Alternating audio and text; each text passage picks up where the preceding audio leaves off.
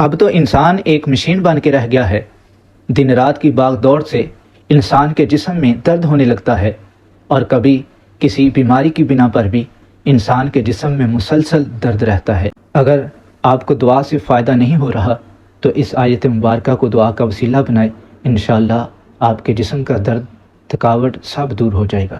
اگر آپ نے اب تک ہمارے چینل کو سبسکرائب نہیں کیا تو چینل کو سبسکرائب کیجئے تاکہ اس طرح کی اور ویڈیو آپ تک پہنچتی رہے۔